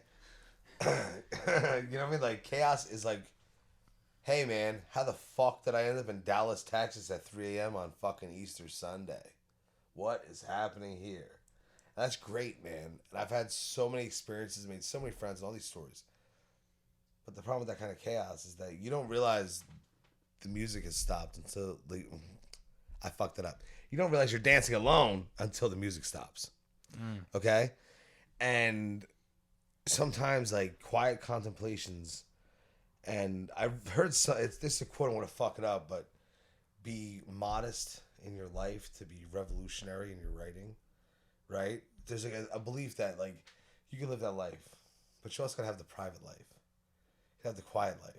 You know, you gotta like come home. Like I wake up every morning now and I just wake up and I try to do a little something creative, you know? And I'm trying to make more space for myself in the morning where there's no one awake, smoke a little J, a little pipe thing, sit down, be right on my laptop, drink some coffee, just have that moment. That's the key. But that's what you need, the key, bro. It's the key. Because know. I lived for so fucking long where there was none of that. I'm working, I'm doing shows, I'm quitting my job, I'm fucking taking off. I'm in a fist fight with a hillbilly kid, and like it happened so fast. That was the thing. We'd be at these parties, and Rebecca was always like, hey, Damian's in his boxers in the front yard with a cigarette in his mouth, beating up like some fucking kid. It wasn't like beating up, but they'd just be like, country boys can outdrink city boys any day. You want to go? Yeah. I'll say this on air because why the fuck not? I got duped into a contest by a 19-year-old, 6'4", big old tall kid that I call Lenny because of Mice and Men. Yeah. And he goes, country boys can outdrink city boys. It's a fact. I said, fuck you. It ain't a fact. He goes, damn right it is. So, you know, now I'm getting pissed off. Yeah. It's like, fuck you and fuck New Jersey. And I said, ho. So I took this bottle of Cherry Burnett's vodka that was in the freezer, and I slammed it to the face. Okay? I was like, damn right, bro. New Jersey all day. Then it got bad, okay? So as soon as I checked the bottle, next thing I know, I am extremely hot. And then I don't know what's going on. Then I open my eyes, and I am butt fucking naked outside of this kid's house. I am fucking puking. I am pissing outside. There's a cat. Your body's freaking out. I'm laying on the pavement. There's a cat on me. This little kitten's just like, hey, buddy, how you doing, right? Next thing I know, my fiance's got me by the wrist. She's like, we can't go back there anymore. You know, now like screaming at me, dragging me in the house. My buddy got an eviction letter, okay? Oh no. Because I did that at 7:00 on a Sunday, you know? So what the whole moral of that story is, and it's a very deep personal one, is don't let hillbillies challenge you to drink Cherry Burnett's vodka. You know what I mean? Like, no moderation, friends. You know, like, Yeah. you don't have to go out the same way that I did. You know, he didn't get evicted though. Okay. Thank fucking God. Woo. That is Would've, that is been a the moral of the story. Bitter ending. But you know, so pretty much my time out there was just, part of it was an excuse for me to go back to living. You know, like, man, a lot of people hung out with were younger than me. Was that like the main motivator? You just wanted to switch it up? The main motivator was I had to stop working as much as I was working. So I was working like crazy, dude. Like, I was working open to close at ShopRite, or almost open to close. Okay, and then I was working overnight at PetSmart, being like a dog daycare person. So how much sleep do you get a day? Not a lot. 2 hours. I was No going. way. Yeah, I went for a period of time of 2 hours. I lost all the skin on my hands because I was working with water and cold, and like, it was a bad time, dude. I'm trying to save up money, trying to get ahead, you know, Yeah. with the American dream and all that shit. They fired me from PetSmart though. Well, I quit because like I just show up there all fucking bugging on ecstasy, and like I was the best pet daycare guy ever. Yeah. Because like they wanted me to give each dog 5 minutes out of the cages. And fuck that shit. I'd have the dogs out for an hour with me, man. We'd all be hanging out on the carpet in the rec room. I'd be reading books to the dogs. I'd be hanging out with all the dogs. That was the best. I don't know how you survive with 2 hours of sleep though. I didn't do well. You know, You must have been like, Damon, you alright? You don't look so good. yeah, that's what You want to go home? well, I just lost track. I lost huge parts of my life, I feel, from lack of sleep. Because I would work so many hours, dude, that like I don't remember periods. I didn't sleep, you know? And I used whatever and whatever to keep going, dude, you know? And but I wanted money. And like, how the fuck you make more money, right? I'm living alone, living in an apartment, I'm trying to fucking do all these things, and so I had to get out of that. Because I knew that like there's no victory here. That stuff's gonna kill you, man. Yeah. So I stopped doing it and I bounced off to Missouri. So now, you know, I'm living kind of bougie now. I only work 50 hours a week, dog. I work 7 to 4. I get out for work, and that's it. But I was working a lot, and I won't do that again because it's lack of sleep that'll get you. You know. But when I got to Missouri, man, I slept like a motherfucker. I bet you did. You got a lot of catching up to do. I'm talking about like deep sleeping. You know. Yeah. That's what happens to me all the time now. Like back in like 2016, that around that summertime, I was having horrible issues sleeping. Like horrible. Like I would get maybe 1 hour sleep or so. I would have like night terrors or whatever. All these different fucking things in the middle of the night, and then I'd go to work in the morning, come home, and then either I'll pass out at home or I just don't sleep. Oh, and like I'll feel like I'm about to fall asleep, and then I don't sleep, and then like I just can't, and so I just have to keep working, keep doing whatever I'm doing. And it was hard for, you know, my schoolwork and all the other stuff I was doing. My mental health was just complete like disaster. Yeah. And then after a while, like I was like, I need to figure this shit out like, now. Like I'm going to die. I have a problem. It's too much. And once I started figuring it out and started working on it and started like really taking care of myself and figuring out the sleep issue, now if I lay anywhere, I'm gone. I'm gone. I sleep good now, man. My fiance has a weighted blanket. I don't ever use Oh, one of no. those. Yeah, once. Dog. She'll go out with her friends and shit. She'll be like, "You don't want to come?" I'm like, "No, I'm good." I think I'm gonna like, stay Go here. enjoy. Hanging out, bro. I'm watching YouTube. I got the cat next to me. I put the weighted blanket on. It's done. It's done. I'm Game out. over. It's done. But you know, really, it's like in this capitalistic system we're in, man. It's not like it was, bro. The way we were brought up is a lie. It's not a lie. It's a myth that our parents carried. And it's like, you can do whatever you want to do. Okay? That like hard work pays off until you retire. And I'm like, oh yeah, it's great. And then I'm like, hey, wait a second. There ain't gonna be no Social Security.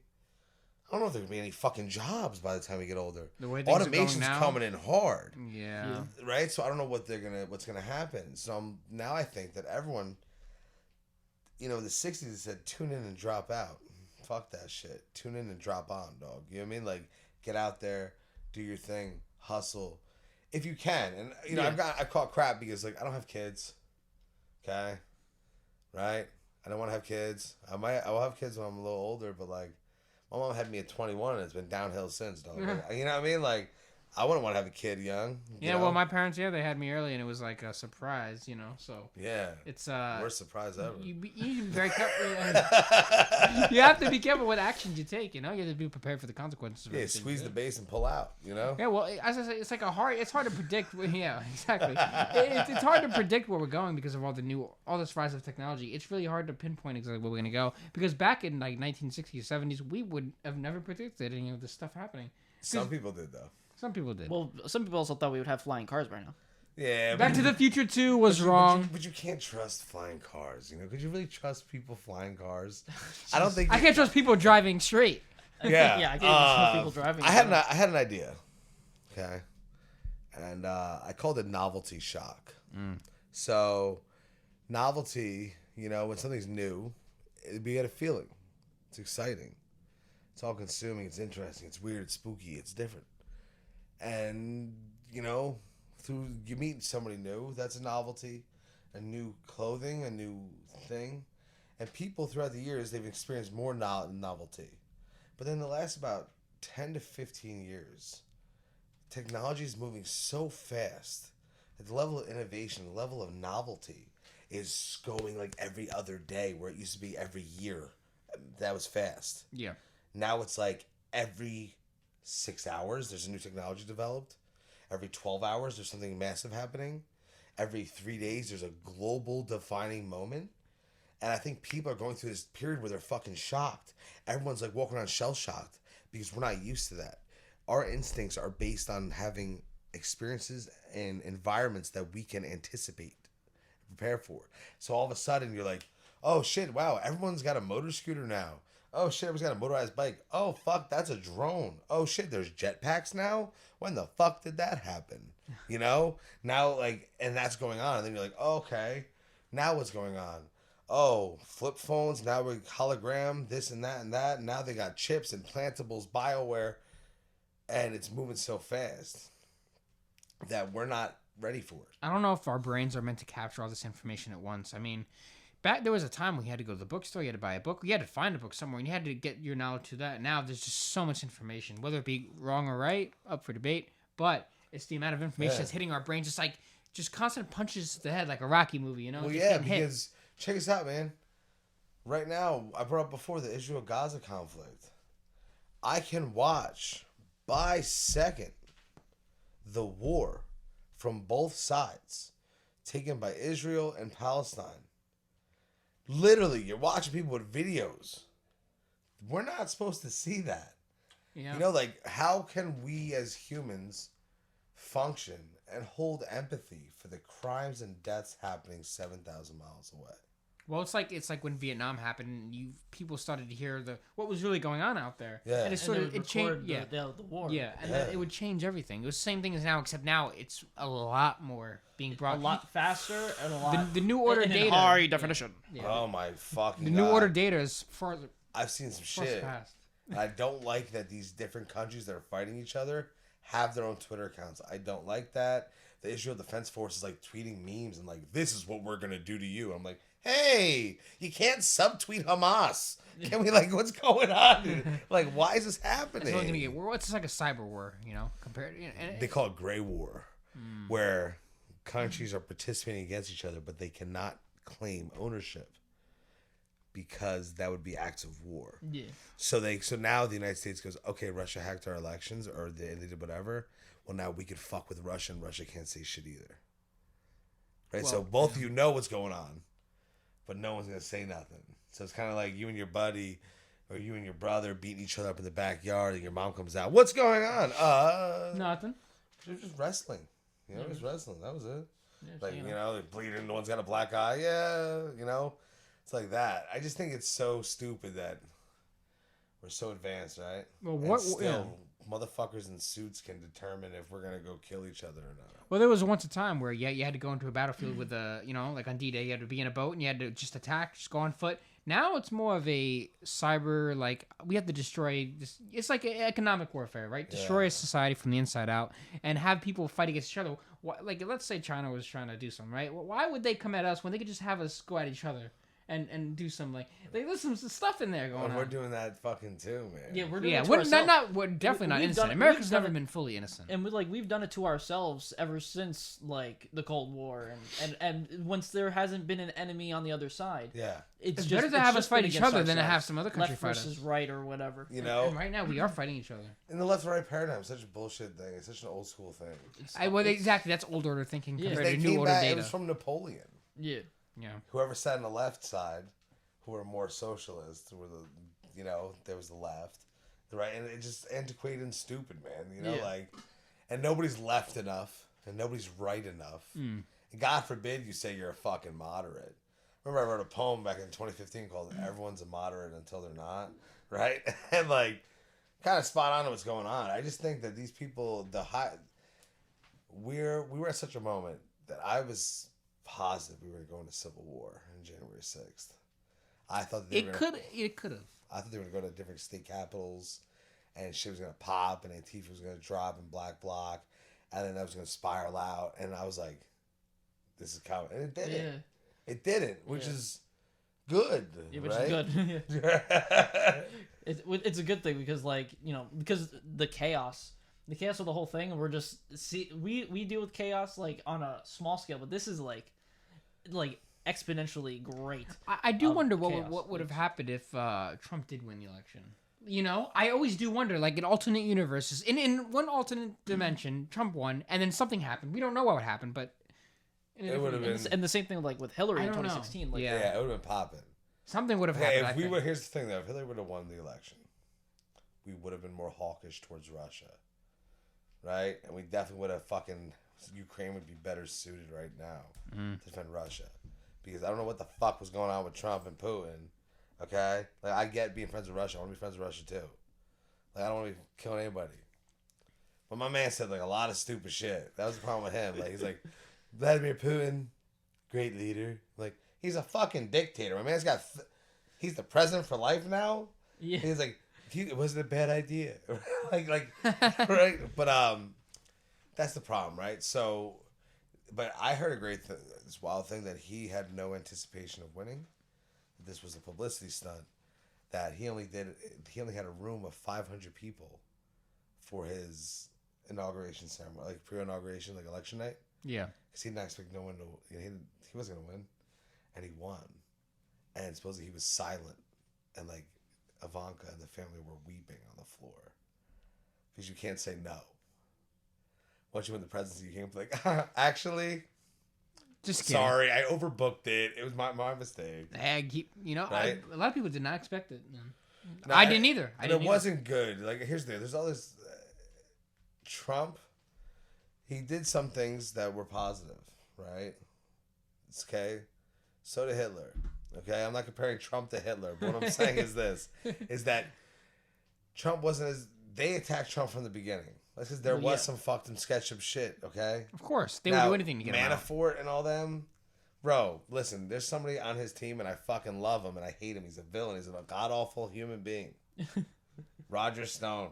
Roger Stone is the most evil motherfucker in North America, but he's so sly with it. Right? He is a crook. There's a great documentary on Netflix called Meet Roger Stone.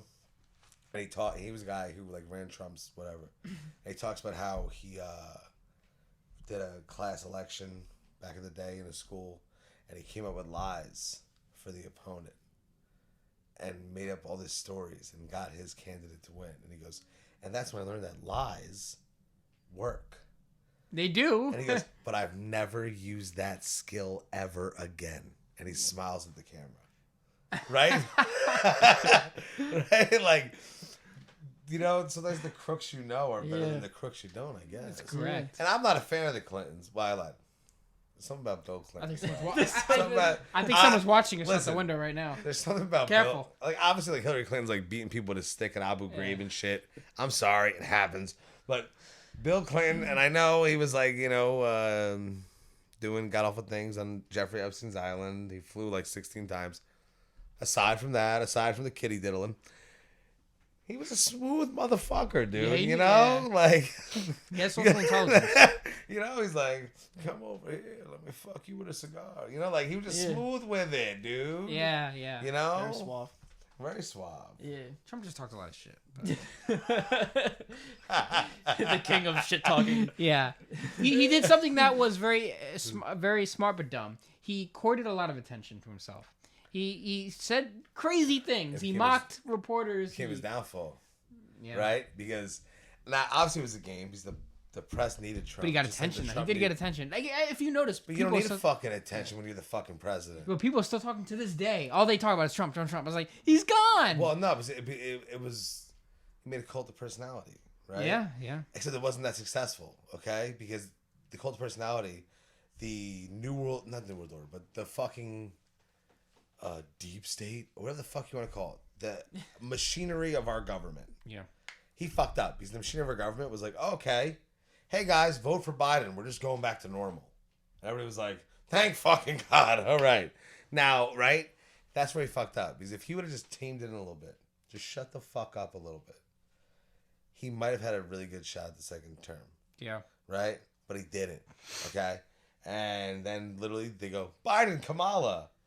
Yeah. We're just same old shit. And I was like, oh, thank God. Back again. Right? Oh. But it's all for naught, bro. And I feel like even for that, I feel like it's just awful too, because because everyone only picks either, everyone either goes Republican or Democrat. They never really look at anything else.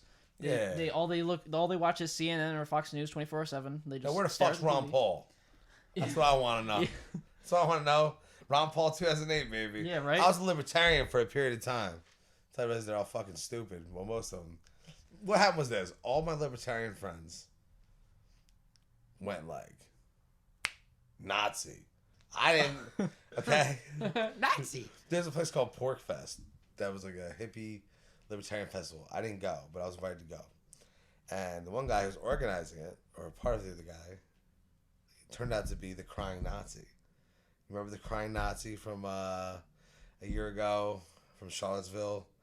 Oh, Vice did a documentary on him. I think so. Yeah. Yeah. He was like all big and bad with a gun, and then like they doxed him, and they fucked his ass up, and they chased him, and he was like crying in his hotel. I knew that guy before he was like a Nazi. I didn't know him, but we conversated on Twitter. I was like, oh, this guy's great. He just doesn't like cops. And then I see him with a swastika. I'm like, holy fucking shit. Gotta go. Gotta go. I'm going left. Yeah, it's kind of scary how weird it is. But I don't get involved in none of that, man. All these people want blood over ballots. That's what they want. Yeah. I'm just here to have some fun, man. Yeah. Like, I'm just here to have a good time. Even the summer, man. I'm gonna take full advantage this summer. I'm just gonna go out Yeah. and have some fun and see what I can do. Fuck yeah. The summer's going to be crazy. I'm going back to Missouri for a week. Yeah. Well, that should be interesting. Back to the roots. There was never COVID in Missouri. They Yeah. fucking advertised that town. They advertised the Bell Fair. They were like, you don't have to wear a mask. Okay. Just on the side. It's like deep pandemic. And like that's like saying like you don't have to wear a condom. Who's gonna do it? Actually, ma'am, I prefer to suit up. Right? So what happened was that everybody showed up to this fucking fair without a mask on. Like hella people got COVID. And they don't have the infrastructure. The nearest hospital is 30 minutes away. It's like, man, it's really fucking bad. It was bad. I'll just self-heal at home, man. But yeah, this summer's gonna be great. I think so too. I think it's gonna be like the big boom's gonna start. People are gonna be going out like crazy, Yeah. especially. Oh, there's gonna be a boom, all right. Yeah. Oh yeah. Well, yeah. When the Russian warplanes. And maybe a few. Go to the parties while they last and while the building still stands. Yeah. Because the concerts are coming back. Everyone's gonna start sliding back into those, and I wonder if they're actually gonna do concerts with masks or without masks, depending upon where they are. Like I don't even know. It's outside. Why? Yeah. That's the thing. That's the thing though, because I know if it's a business, they'll try to enforce it, and because exactly in Florida, with the Disney parks and Universal and stuff, they enforce the masks, but you're mostly walking outside. Yeah. But they still enforce you to wear it, and they it's not like full on policing. Yeah. But they'll be like Disney. Disney, Universal, SeaWorld. And don't forget Planet Fitness. Well, the gyms do it all the time. But I'm talking about just in Florida in general. They're just like, put it on. And like you're walking outside. And but at the same time, like you're walking outside and like there's just hundreds of people around you. So I mean, I can understand like if there's like a big group of people. Yeah. It's like the thing in Missouri, like a whole bunch of people got COVID. They're all standing next to each other or whatever. Okay, get that. And like it's a business. You are paying to go there, so it's their property. You're paying to go there. It's their rules. Whatever. It'd be a shame if a bunch of Disney adults got COVID. Yeah, right. You know, those are my favorite people. Oh yeah. That's how it goes. You know, like hey, listen, you're gonna put your pronouns in your Twitter bio. You're gonna put your fucking mental illnesses, your disabilities. So they do. That's fine. You put Disney adult in your Twitter bio, we ain't got nothing to talk about. Yeah. You know, like, listen, like, we used to do things to people like you, you know, like, hit them with water bottles. Yeah. And everybody's freaking out because I guess at the time of this recording, like 2 days ago, the CDC was like, now vaccinated individuals don't have to wear a mask. But I'm just like, and then people getting all emotional about it. I was like, listen, it doesn't matter because if your business says you still have to, then, well, either shop somewhere else or go to another state. I mean, you know, you do have the choice. I mean, Florida right now and Texas are like wide open. So yeah, fuck it. You know, fuck it. Gonna be a lot of eating ass this summer, bro. You know what I mean? It's already begun, my friend. It's already begun. Have been gone for a whole year. You know, they're like getting ready, doing like tongue curls. I wonder what I can do with this. People have to get wild up in here, legit, because they've been so cooped up, and it's gonna be insane. I think not even just this year coming, like this next 365 days, but the next like 3. I think it's gonna get progressively like insane. Oh, I think it's gonna bomb. I think it's gonna be dope. I think we're gonna see like a real fucking event happen, like a real stretch, like mad shit going on. And I'm here for it, dog. I'm cashing in. You know what I mean? I'll be there. I'll be there with the camera. Yeah, word up. I'm fucking here to do a lot of shit. I want to do it all, catch that wave, you know?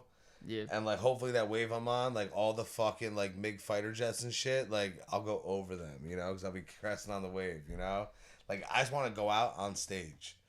Then I'll be telling a joke, yelling at people about bowling, and then all of a sudden a fucking missile hits. That's how we end it. That's good, you know? Yeah. Catch you guys later.